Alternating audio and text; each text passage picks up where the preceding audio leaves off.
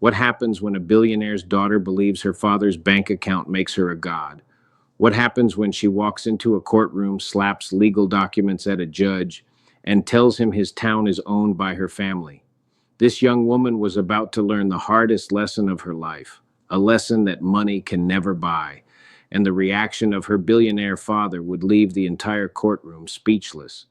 If you believe that justice should be served to the entitled, hit that subscribe button right now. You won't want to miss a single second of this confrontation. The city courtroom is usually a place of quiet reflections on Tuesday mornings, but this Tuesday was different. At exactly 10:15 a.m., the heavy oak doors swung open with a force that made the windows rattle. Every head in the room turned. She walked in like she owned the very air people were breathing. Chloe Vanderbuilt, 24 years old, the only daughter of real estate tycoon Silas Vanderbuilt. Her family's net worth is estimated at $12 billion. Chloe was draped in a cream-colored Chanel suit that costs more than most people's annual salary. Her Cartier diamonds caught the light with every dismissive toss of her head, and her Louboutin heels clicked against the marble floor with a rhythm that screamed arrogance. She was mid-conversation on a gold-plated iPhone, her voice ringing out through the hallowed hall.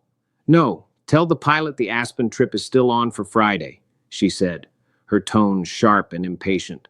"I'm just stuck dealing with some peasant situation in court right now. It'll be over in 5 minutes." The bailiff, a veteran of 30 years, cleared his throat. "Ma'am, cell phones are strictly prohibited." Chloe didn't even look at him. She simply held up one perfectly manicured finger, signaling for him to be silent.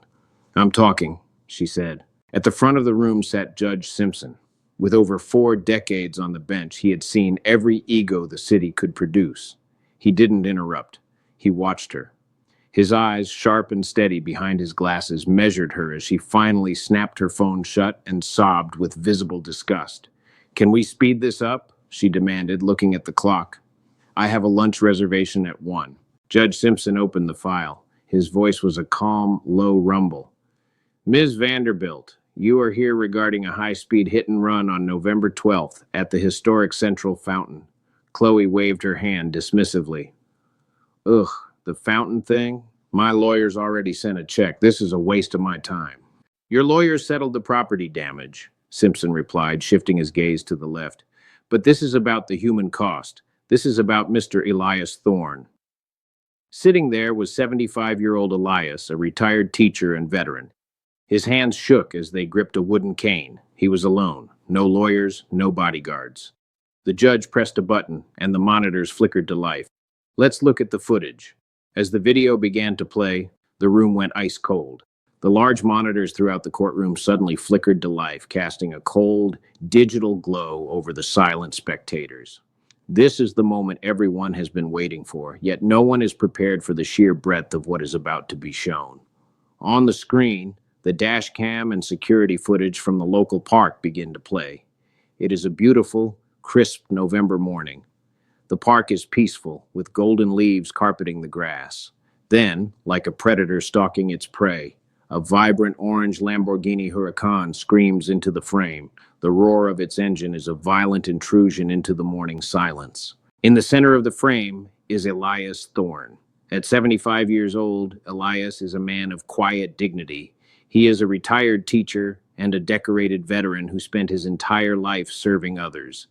On this morning, he was doing what he always did, volunteering his time to clean the historic stone fountain, a landmark he had loved since he was a boy. He is bent over, his back to the road, focused on his work. He never hears the engine. He never saw the car. The impact is a sickening metallic crunch that echoes through the courtroom speakers, making the audience gasp and turn away. Elias's frail body is tossed into the air like a rag doll, spinning several times before slamming into the hard pavement nearly 30 feet away. But what happens next is what truly makes the blood of everyone in the room boil. The Lamborghini screeches to a halt. Chloe Vanderbilt steps out, her designer heels clicking sharply on the asphalt. She doesn't run to Elias. She doesn't call for help. Instead, she walks to the front of her car, her face twisted in a scowl as she inspects a small crack in the carbon fiber bumper. She glanced at the unconscious, bleeding man on the ground with nothing but pure disgust, then gets back in her car and floors it, leaving Elias to die alone in the dirt. Judge Simpson hits the stop button. The silence that follows is heavy, suffocating, and charged with an electric tension. He slowly turns his chair to face Chloe, his eyes like twin shards of ice. "Ms. Vanderbilt," he begins, his voice dropping to a low, dangerous register that carries the weight of 40 years of judicial authority. The footage we just witnessed doesn't just show an accident, it shows a complete and utter lack of human soul. You chose a piece of plastic over the life of a veteran. Do you have anything at all to say to Mr. Thorne? Chloe doesn't even look at the man she nearly killed. She stands up with a sudden jerky movement, her face flushed with indignation rather than shame.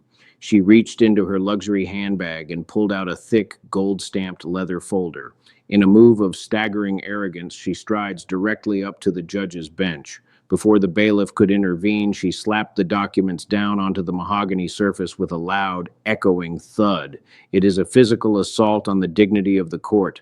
"Judge Simpson, let's stop the theatrics," Chloe snaps, her voice dripping with venom.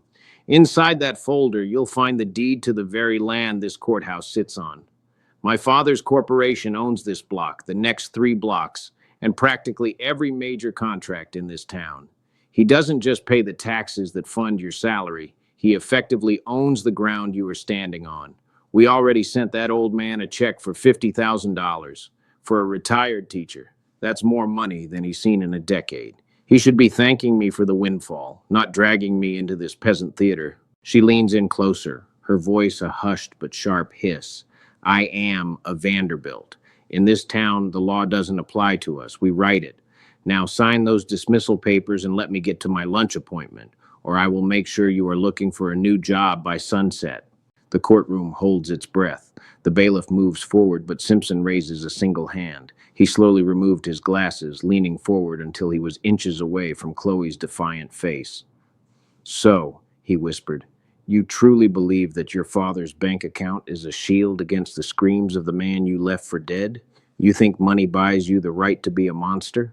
Chloe just smirks, her eyes filled with a terrifying, hollow pride. "It always has, Judge. Welcome to the real world." She turns on her heels to walk out, convinced she has won.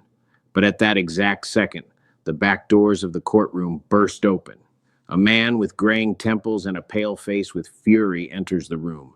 It is Silas Vanderbilt. The heavy oak doors of the courtroom don't just open, they seem to groan under the weight of the man stepping through them. Silas Vanderbilt does not walk like a man who owns a town. He walks like a man who has just realized he is standing in the ruins of his own legacy. His face, usually a mask of billionaire stoicism, is a sickly shade of gray. His eyes are not on the judge, nor on his daughter. They are fixed on the floor, heavy with a burden the courtroom can't yet name. Chloe's face lights up with a triumphant, wicked glow. She stands straighter, her hand still resting near the documents she slapped onto the judge's bench. "Dad!" she calls out, her voice regaining its piercing, entitled pitch. "Finally! Tell this man who he's dealing with. He's actually trying to lecture me. He's trying to listen to this volunteer teacher over me. Tell him about the land, Dad. Tell him how we can have his bench removed by tomorrow morning." Silas doesn't move. He stands at the mahogany railing that separates the gallery from the well of the court. He looks at Chloe, and for a fleeting second, there is a flicker of the love a father has for his only child. But then his gaze shifts. He looks at the mahogany bench where Chloe's legal documents, the ones claiming ownership of the very ground they stand on, lie scattered like trash. Then finally, he turns his head to the left. He looks at Elias Thorne. The silence is absolute. Silas Vanderbilt, a man who has stared down world leaders and corporate raiders, looks at the trembling hands of the 75-year-old veteran and teacher. He sees the cane. He sees the quiet, dignified pain in the old man's eyes. Silas's throat hits. He walks forward, not toward his daughter, but toward the man she left for dead in the dirt. "Mr. Thorne," Silas says, his voice a cracked, hollow version of its usual thunder. I am Silas Vanderbilt." Elias looks up, his eyes watery but steady. He doesn't pull away. He just watches the billionaire with a weary sadness. Silas continues, his words barely a whisper. I was told there was a minor fender bender.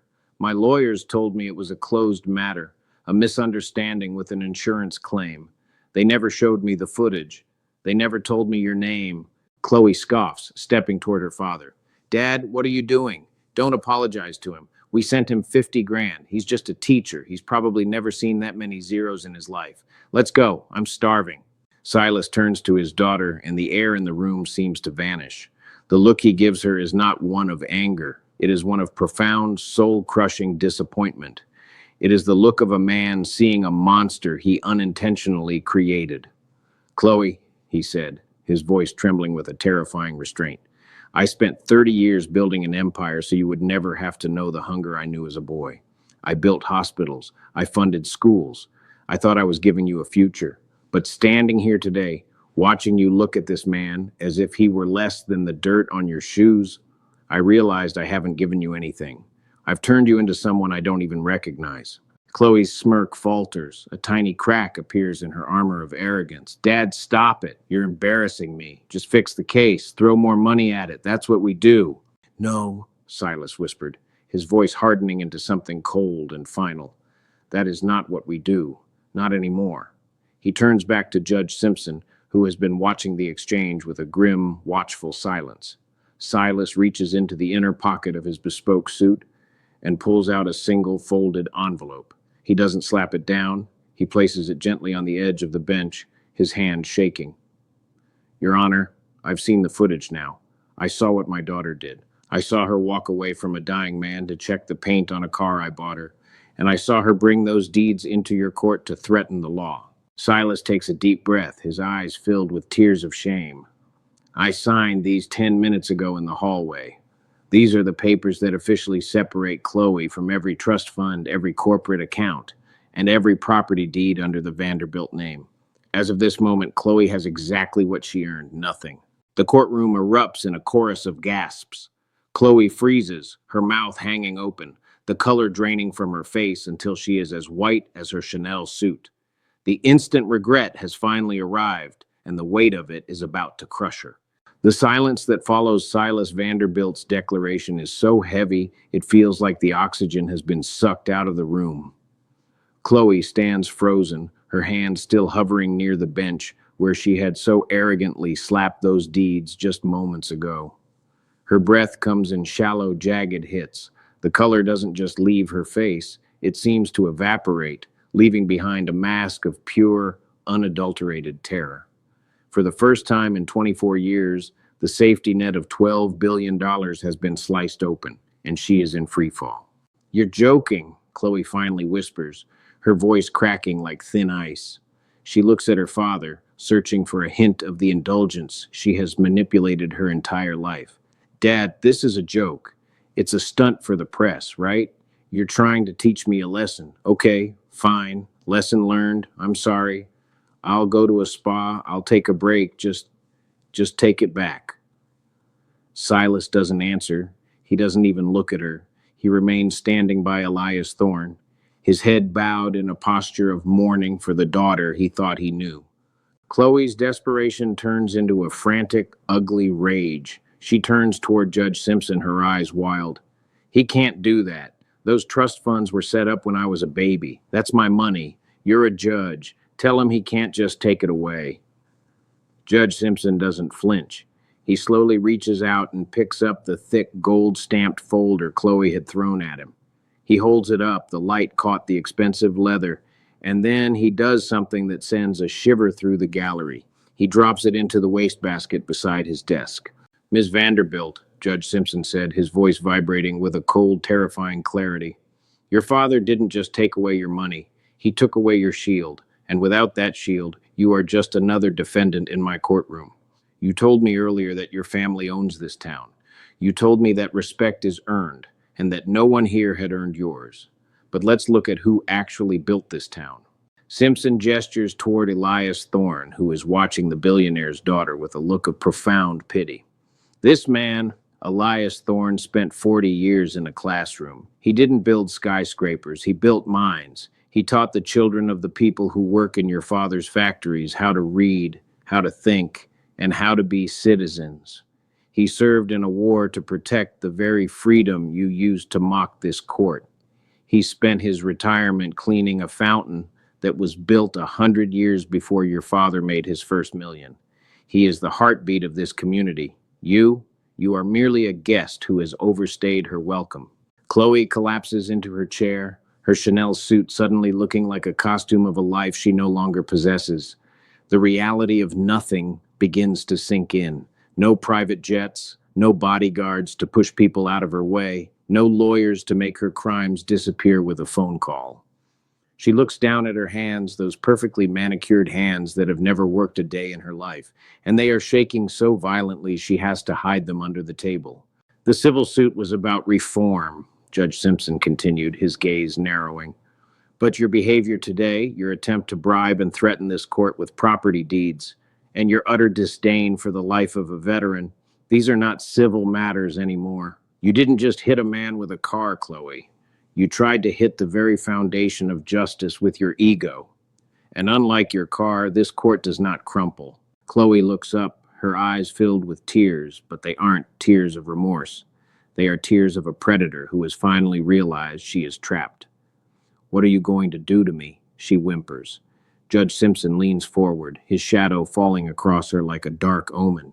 I'm going to make sure you finally understand the value of the things you can't buy, and we're going to start right now.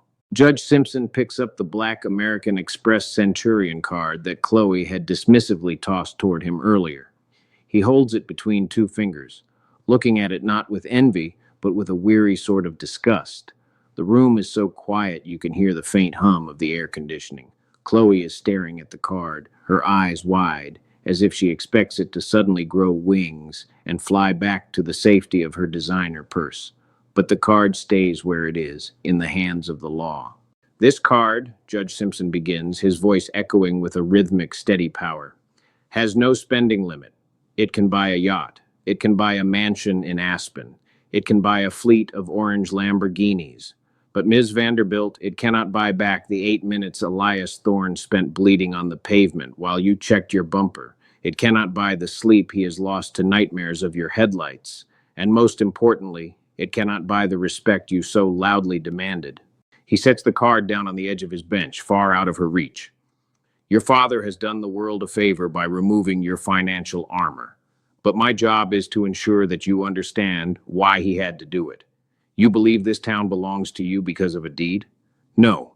This town belongs to the people who sweat for it, who teach its children, and who respect its laws. Since you feel so superior to these people, it's time you finally meet them, on their level. Chloe's breath hitches. She looks at the bailiff, then at her father, but Silas Vanderbilt remains as still as a statue, his back turned to the life of luxury he once provided her. Here is my ruling, Simpson declares. The word ruling strikes the room like a bell. First, you will pay full restitution to Mr. Thorne, every medical bill, every hour of physical therapy, and the cost of a new vehicle for him, one that is safe and dignified. And as your father requested, this money will not come from a trust fund. You will earn it. I am appointing a court-monitored trustee to oversee your employment. You will work a minimum wage job until every cent is paid back. If you miss a shift, you go to jail. If you complain to a manager, you go to jail. Jail. A sob finally breaks from Chloe's throat, a jagged, ugly sound. A job? I don't know how to do anything. You'll learn, Simpson replies coldly. Second, you will perform 1,000 hours of community service, and you won't be picking up trash on a highway where no one sees you. You will be assigned to the very park where you struck Mr. Thorne. You will spend your mornings cleaning that fountain, scrubbing the stone with the same hands that were too busy holding a gold iPhone to help a dying man. You will wear a neon vest, and you will look every citizen of this town in the eye while you do it. Chloe collapsed back into her chair, her head in her hands. The Chanel suit is wrinkled now, stained by the sweat of her own panic. She looks like a child who has finally realized the stove is hot. But Judge Simpson isn't finished. The instant regret has only just begun to settle into her bones. Finally, Simpson adds, his voice softening just a fraction, though his eyes remain stern, you will write a letter of apology to Mr. Thorne, not a letter written by a PR firm, not a letter vetted by a lawyer, a letter from whatever is left of your heart. You will read it aloud at the next town hall meeting, in front of the neighbors you mentioned to own. You wanted to be the center of attention in this town, Chloe? Now you will be, but not as a queen, as a human being sought after. Forgiveness. He raises his gavel, the wooden head hovering over the block. You entered this court thinking you were untouchable. You leave it knowing that in the eyes of the law, a billionaire's daughter is no different than the man she tried to discard. This court is adjourned. Crack. The gavel falls, and the sound is like a gunshot ending Chloe's old life forever. But as the bailiff moves to escort her out, Chloe looks up and sees her father walking toward Elias Thorne, shaking his hand. She is truly alone. 1 week later, the world looks very different for Chloe Vanderbuilt. The sun rises over the city park, not with the promise of a brunch at a five-star hotel, but with the harsh glare of a reality she never knew existed. There is no alarm clock set on a gold-plated iPhone. There is only the loud, insistent buzzing of a $10 plastic clock she had to buy at a convenience store. There is no housekeeper to bring her coffee in bed. There is only the silence of a small one-bedroom apartment, the only property Silas Vanderbuilt left in her name, a far cry from the penthouse she once called home. At exactly 7 a.m., Chloe stands at the edge of the central fountain. The Chanel suit has been replaced by a stiff, oversized neon yellow safety vest. The Louboutin heels are gone, replaced by heavy, uncomfortable work boots that blister her feet within the first hour. Her hands, once soft and adorned with Cartier diamonds, are now covered in thick rubber gloves. She holds a heavy scrub brush and a bucket of industrial-strength cleaner. The instant regret has settled into her joints like a permanent chill. As she drops to her knees on the cold stone of the fountain, she looks up and sees a group of teenagers. They aren't asking for her autograph or trying to get into her social circle. They are holding up their phones, recording her, whispering the words she shouted in court. My dad owns this town. The irony is a physical weight pressing down on her shoulders as she begins to scrub. Every stroke of the brush feels like a marathon. She is scrubbing away the moss, the grime, and the stains from the stone. But she is also scrubbing away the remnants of her own ego. The physical labor is exhausting, but the psychological toll is worse. She is a Vanderbilt, and she is cleaning the dirt off a landmark for minimum wage. The citizens she once dismissed as peasants walked past her. Some look with pity, others with a grim sense of satisfaction, but most simply see a woman doing the work she owes to the community. In the middle of the afternoon, a shadow falls over her bucket. Chloe wipes the sweat from her forehead, leaving a streak of grime across her face, and looks up. Standing there, leaning on his wooden cane, is Elias Thorne. Chloe freezes. Her first instinct is to snap, to tell him to go away, to regain some shred of the power she lost. But then she remembers the footage. She remembers the sound of the impact. She remembers the sight of him lying in the dirt while she checked her car. She looks down at her bucket, unable to meet his eyes. It's a beautiful fountain, Elias says softly. His voice doesn't hold the anger she expected. It holds a quiet, devastating kindness. My grandfather helped lay these stones in 1924. He used to say that a town is only as strong as the things it builds together. Chloe's throat tightens. She wants to say something, anything, but the words are stuck. For the first time in her life, she realized she had no script. There is no lawyer to speak for her. There is only her, the brush, and the man she almost killed.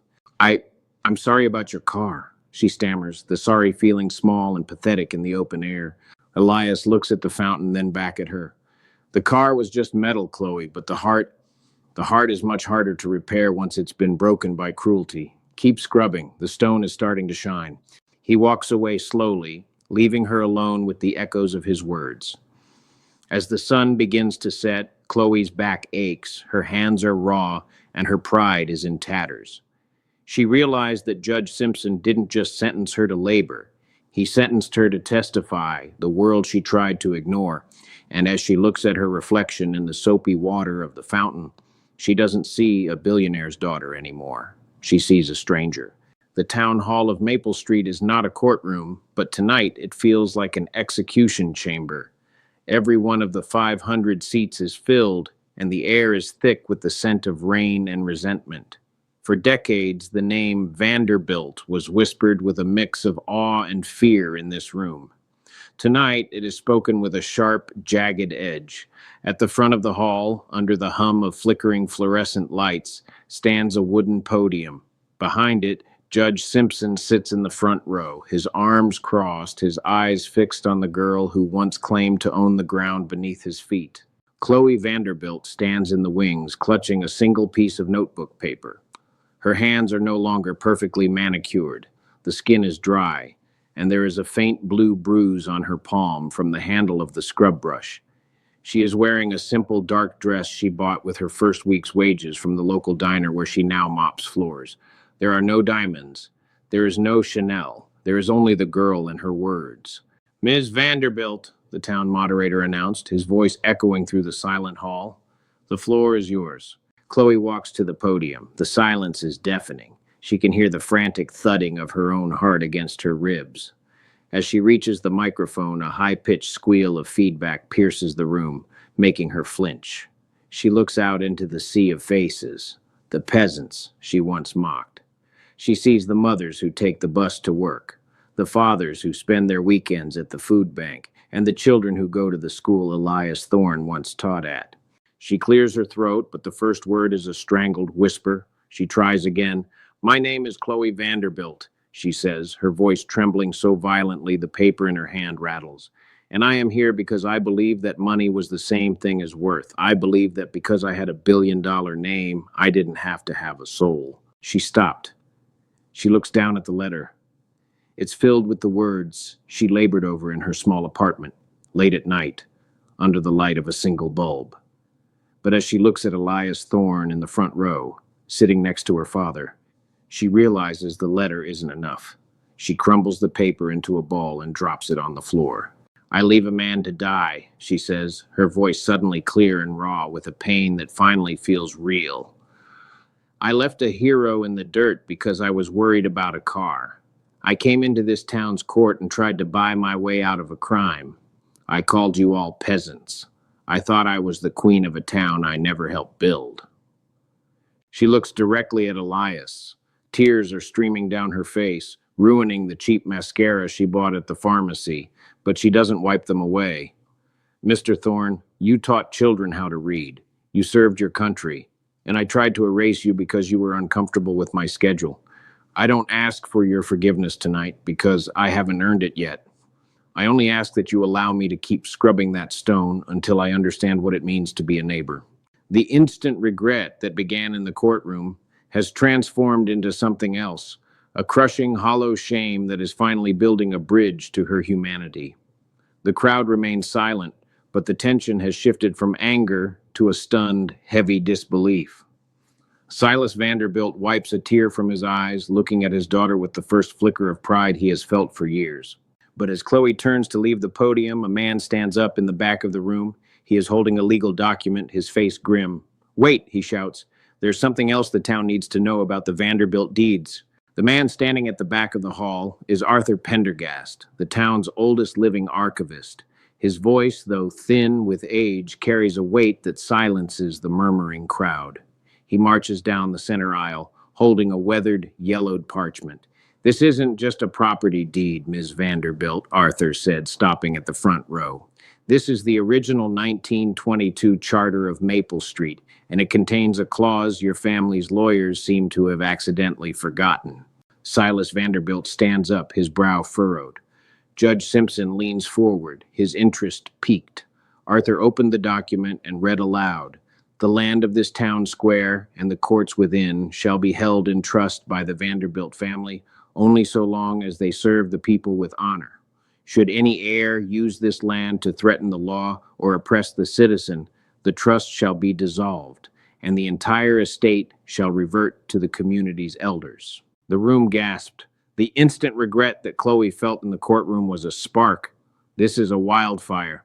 By slapping those deeds onto Judge Simpson's bench as a threat, Chloe didn't just act like a brat. She legally triggered the dissolution of her family's local empire. Silas looks at the paper, then at his daughter, and finally at Judge Simpson. The billionaire doesn't fight it. He bows his head. The charter is correct, Silas whispered. My father told me about the stewardship clause. I never thought I'd live to see it broken. Judge Simpson stands up, the full authority of his office radiating from him. Then the law is clear, Simpson declares. The Vanderbilt holdings in this town, the office blocks, the luxury apartments, and the very ground we stand on no longer belong to a name. They belong to a foundation, and I am appointing Elias Thorne as the chairman of that foundation. Chloe falls to her knees. She isn't crying for the money anymore. She is crying because she finally sees the magnitude of what she tried to destroy. She looks at Elias, the man she treats like a peasant, and realizes he is now the steward of her family once held. But then Elias Thorne does the one thing no one expected. He walks over to Chloe and places a weathered calling hand on her shoulder. Judge, Elias says, his voice steady, the foundation needs workers. It needs people who understand the difference between the price of stone and the value of a community. Chloe has been scrubbing that fountain for weeks. She's learned how to work. Now I want her to learn how to give. Elias looks down at Chloe. You will stay in that one-bedroom apartment. You will keep your job at the diner. But in the afternoons, you will work for the Thorne Vanderbilt Foundation. You will help me distribute the funds your father built to the schools and the veterans of this town. You won't be a director. You'll be an assistant. You'll be the one who carries the boxes. Do you accept? Chloe looks up, her face tear-stained and humble. The arrogance that once defined her has been burned away, replaced by a fragile, newborn sincerity. Yes, she sobs. Please, I just want to be okay of staying here. Judge Simpson brings his hand down on the podium, though he has no gavel. The cycle of greed is broken. The lesson is learned. This town is no longer owned by a billionaire. It is owned by its people. 6 months later, a video went viral on social media. It isn't a video of a girl throwing a credit card or screaming at a judge. It's a video of a young woman in a simple denim jacket helping an old man with a cane sit down on a bench by a sparkling stone fountain. She's smiling, her hands are stained with work, and she looks at the people passing by not as subjects but as friends. The world thought Chloe Vanderbilt's story ended when she lost her billions, but Judge Simpson knew better. Justice isn't about the money you take away, it's about the person you built in the ruins. Justice served, a life transformed. This is the power of the law.